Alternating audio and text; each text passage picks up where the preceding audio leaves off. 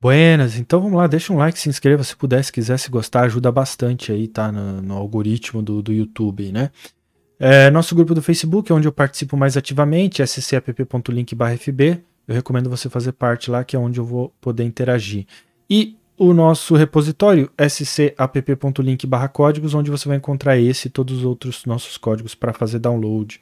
Então eu quero falar sobre nuvens Ishimoku, que foi algo que, curiosamente, algumas pessoas ao mesmo tempo pediram para falar. Sempre lembrando, não é meu propósito te ensinar operacionalmente, né, o que fazer, ou te recomendar o que fazer, né, mas, claro, para a gente fazer um estudo aqui do indicador, a gente precisa entender cada componente matemático e a gente vai, claro, falar um pouco sobre como interpretá-lo, né, como ler essa informação, mas não é recomendação, tá? O meu propósito é te mostrar como você vai encontrar essa informação programaticamente falando, para aí realizar seus códigos de coloração, criar indicadores, criar alerta, screening e assim por diante. Então, o que é o Ishimoku? Tá? O Ishimoku é uma combinação, né, de indicadores técnicos que vai mostrar para a gente, primeiro, níveis de suporte e resistência e tentar confirmar direção de uma tendência, e a força dela. E como que ele faz isso? Faz isso através de cálculos de médias móveis. Então você vê o indicador aqui na tela, vamos tentar discutir ele linha por linha, mas primeiro note que, né, é um indicador composto de 5 linhas, então eu numerei da forma que a gente vai acessar elas através do nosso código, então a gente tem a linha 0, 1, 2, 3 e 4. E as duas últimas linhas é o que formam a nuvem, que é considerado provavelmente a parte mais importante do indicador, porque é a relação do preço em relação a essa nuvem que pode nos mostrar uma possível direção do preço, uma possível tendência do preço. Então, preços acima dessa média, acima dessa nuvem, a gente tem uma possível tendência de alta. Preços abaixo dessa nuvem, a gente tem uma tendência, possivelmente uma tendência de baixa. E um fortalecimento desse sinal seria o fato de, havendo preços acima da nuvem e a própria nuvem subindo, no caso, então, a borda superior subindo, né, seria uma dupla confirmação dessa força, dessa tendência, né? O inverso seria, então, os preços abaixo da nuvem e a borda inferior caindo, tá? Então acredita que isso fortaleceria o sinal aí de tendência de baixa. Bom, vamos ler então o indicador linha por linha. O que a gente pode fazer nas configurações, desabilitar todas essas plotagens para a gente estudar uma por uma. Então a primeira linha que a gente tem é Tenkan-sen. Eu só estou literalmente lendo as palavras, eu não sei falar japonês, sou um indicador japonês, tá? Então eu só estou literalmente lendo aí o que cada palavra diz, né? Mas essa é a nossa linha de conversão, tá? E como que essa linha é calculada matematicamente? Então, basicamente é a média simples da maior máxima de 9 períodos e da menor mínima de 9 períodos. Então, média simples divididos por 2. Tá? Eu coloquei MH9, ML9, porque se eu fosse colocar a maior máxima e menor mínima, seria um monte de M, né? Então, maior máxima, menor mínima dos últimos 9 períodos. Né, essa média simples, então, é o que retorna a nossa linha Tenkan-sen. Para acessar isso via código, a gente vai usar a função Ishimoku Cloud. Você nota que é uma função nativa, né? Esse indicador foi desenvolvido para que o trader possa avaliar a tendência e a força do ativo e seus pontos de suporte e resistência, sem a necessidade de qualquer outro indicador técnico. São 3 parâmetros que a gente vai revisitá-los rapidamente já, mas eu quero te mostrar que o importante é que desde que você use os mesmos parâmetros para todas as linhas, né, você tá tudo bem, porque você tem que comparar estudos similares, né? Tudo bem, você pode ter até um motivo onde você queira diferenciar, mas para fazer comparação dos estudos, né, é ideal que você use os parâmetros sincronizados, e para determinar qual linha vai ser retornada pela função, será através aqui dessas linhas paralelas, e configurando em 0, como a gente vê aqui, né, você retorna então a linha Tenkan-sen, que seria a linha de conversão. A segunda linha, se a gente mostrar no nosso gráfico, Kijun-sen, que seria a linha púrpura, né, é o cálculo da média simples da maior máxima de 26 períodos e da menor mínima de 26 períodos novamente divididos por 2, média simples, para retornar aqui Kijun-sen. Agora aqui note mesmos parâmetros, né? A única diferença agora é justamente a configuração de linha que a gente vai fazer nas linhas paralelas, onde a gente usa 1 para retornar a Kijun-sen. Próxima linha, Chikou-span, essa linha preta, ela é simplesmente o preço de fechamento plotado atrasado em 26 períodos. Tá? Então é simplesmente o preço de fechamento plotado atrasado em 26 períodos. Tá? Então não tem muito segredo.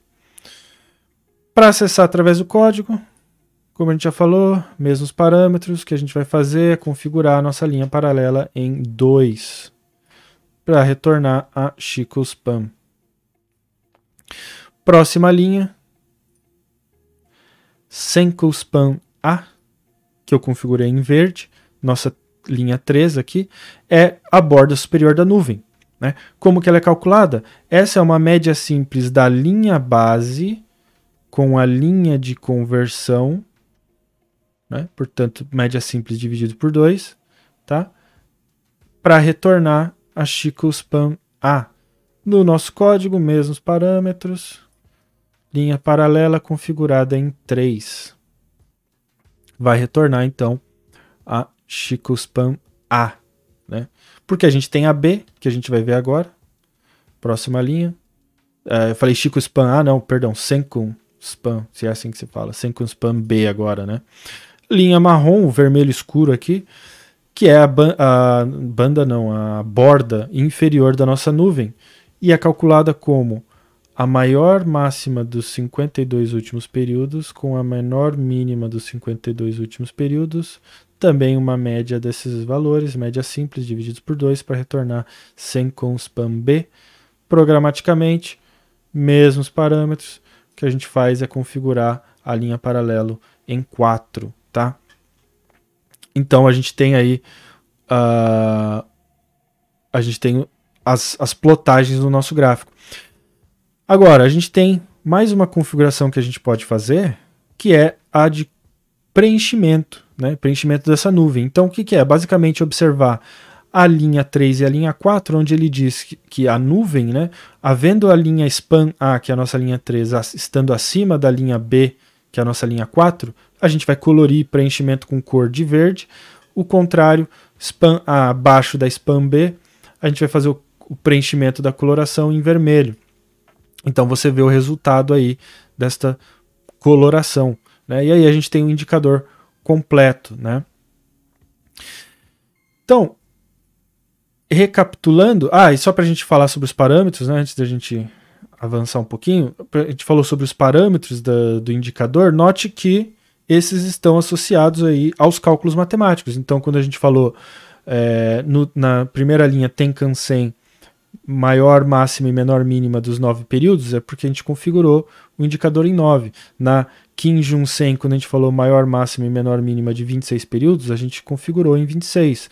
Da mesma forma, na span B, né, Senkou-span B, a gente configurou em 52, é porque o parâmetro estava aqui em 52, e você confirma esses parâmetros aqui na informação do indicador, né? Então, vou pegar aqui o primeiro. Note ali, primeiro parâmetro Tenkan-sen, 9, segundo parâmetro Kijun-sen, 26, terceiro parâmetro 52, tá? Naturalmente eles são usados nessa configuração 9, 26, 52, mas você pode alterar para fazer os estudos, desde que você lembre que se você quiser comparar essas linhas, é importante que elas estejam usando mesmas configurações, elas estejam sincronizadas, né? Você pode querer fazer alterações para fazer esses estudos, pode também, não tem problema nenhum, mas é só importante ter isso, né, claro na sua mente.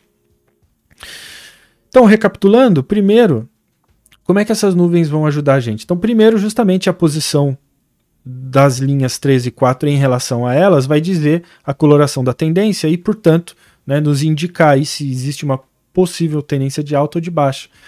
Né?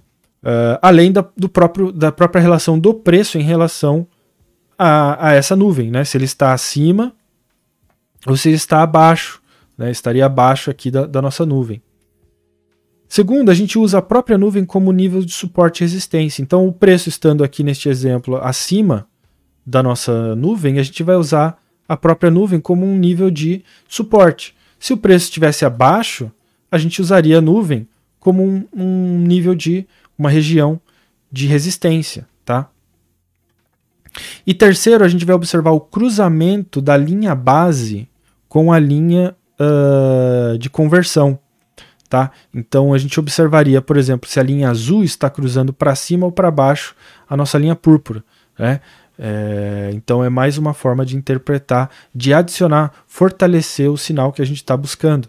Né? Agora você nota que você percebe que é um indicador pesado, poluído, né? Com bastante plotagem. O que a gente poderia fazer, então, e agora a gente entra um pouco mais na parte de programação, é remover essas plotagens, deixar somente a nuvem, né, que nos interessa como níveis de suporte e resistência, e usar uma coloração para determinar o que está acontecendo com a nossa linha de conversão em linha base. Então, por exemplo, eu poderia adicionar essa coloração. Note que eu estou perguntando ali, né, se a linha TS, que é a nossa linha de conversão, estiver acima da KS, vai pintar de verde, se não de vermelho. Então agora eu consigo observar, né, o que está acontecendo com as linhas sem elas estarem plotadas. Né? Poderia limpar um pouco mais esse código, fazendo o quê? Determinando que eu quero somente o momento em que há o cruzamento. Né? Então vamos colocar para ambas aqui. E agora eu destaco somente o momento em que há o cruzamento. Né? Então, poder interpretar isso de que forma? O preço está acima da minha nuvem e está havendo neste momento um cruzamento da minha linha de conversão para cima da linha base. Né? Note que aqui, apesar da linha de conversão estar cruzando para baixo da minha linha base, né, o preço não está abaixo da nuvem. Então, eu poderia achar esse sinal um sinal fraco. Né? Poderia ignorar esse tipo de sinal. Tá? Então, né, você percebe que programaticamente, agora o que você pode fazer, né, é muito fácil você alterar essa instrução para, por exemplo, ao invés de pintar, você ter um alerta ou ter um screening, né, e assim por diante. Tá? Então, até deixo aí, né, se alguém tiver ideias ou parametrização de modelos mais avançados que queira que a gente discuta, deixa no nosso grupo do Facebook, talvez a gente faça um vídeo adicional, tá? Mas o ponto final que eu queria fazer é, perceba que isso não é um bicho de 7 cabeças, né? Não é uma solução quântica, sei lá. São simplesmente médias móveis, tá? Tudo bem, são médias das máximas e mínimas de um determinado período, né? Mas é a combinação dessas médias e a interpretação dessas linhas que vai adicionar informação pra gente, não é uma reinvenção da roda nem nada desse tipo. Mesmo porque esse indicador é um indicador puramente atrasado.